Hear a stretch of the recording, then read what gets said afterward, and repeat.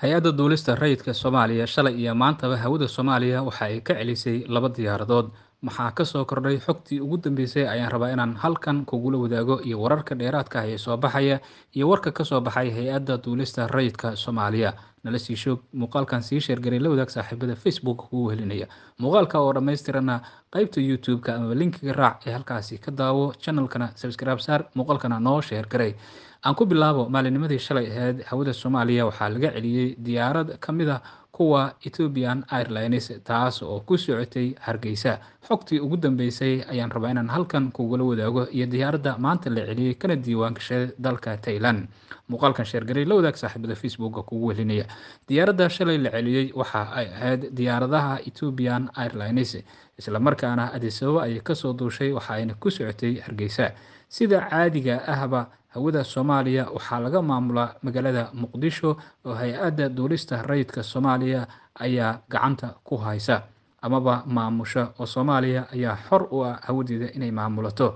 Diyaaradda soo galaysa hawada Soomaaliyana ama ha degto ama ha dul martee waxa ay ku qasban tahay in ay soo sheegto sidaasina lagula macaamilo. Laakiin diyaaraddani ma aysan soo sheegin markii Addis ay ka soo duuleysay qiyaastii marka ay ku beegan tahay hawada amaba halka ay ku beegneed inta u dhaxaysa Jigjiga iyo Diridhabe ayaana diyaaradda laga celiyay.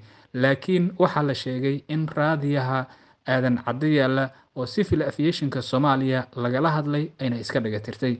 Intaasi kadibna fiigii laga rabay ay soo dirtay laakiin laga aqbali waayay lana hadlay loona sheegay in ay dib ugu laabato halkii ay ka timid sida uu cadeeyaba maamulaha guud ee shirkadda Ethiopian Airlines BBC-da mar uu xog siiyay amaba uu la hadlay qaybta afka Amxaariga.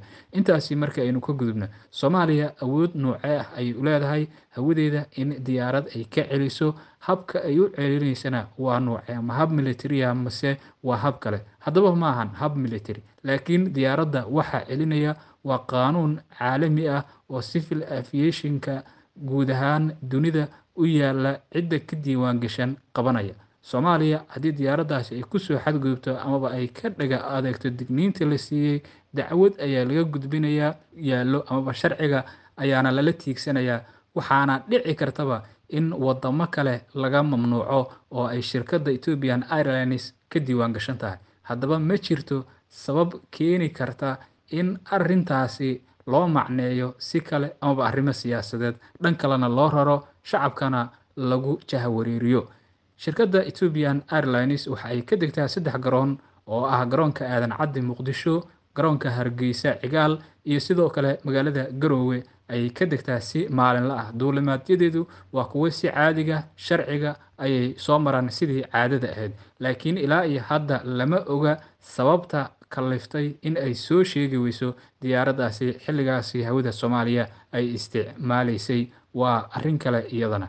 Marka aynu u soo gudubno diyaaradda isla maanta la celiyay ee ka diiwaan gashaneed dalka Thailand, diyaaraddaasi waxa ay ka soo duushay Shaariqa waxa ayna ku sii jeeday Hargeysa. Waxa ayna ahayd diyaaradda nooca xamuulka qaada ama cargo-ga loo yaqaano.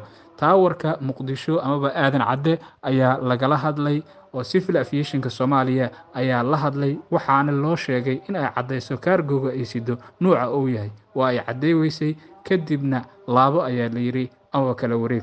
Waa mahadsantahay halkan haddana la soo gartay muuqaalkan sii sheergaray la wadaag saaxiibada Facebook kugu helinaya qaybta YouTube-ka tag channelka subscribe noo soo saar muuqaalka oo dhammaystirana ka daawo. Su-aasha meesha taal ayaa waxa ay tahay Ethiopian Airlines dib markaan ugu laabano sababta ku qasbi karta maxay tahay in ay aamusto amaba ay sidaasi samayso. Qaybta faallada ama commentiga waa inagula wadaagi kartaa. Arrinta celinta diyaaradahaasina ma qusayso arrintii khilaafka Soomaaliya iyo Itoobiya ka dhaxeeyay ama arrimaha Somaliland haba yaraatee. Bulshada ayaa 24 saac la soo dhaafay social media lagu jahawareerinayay ama baraha bulshada.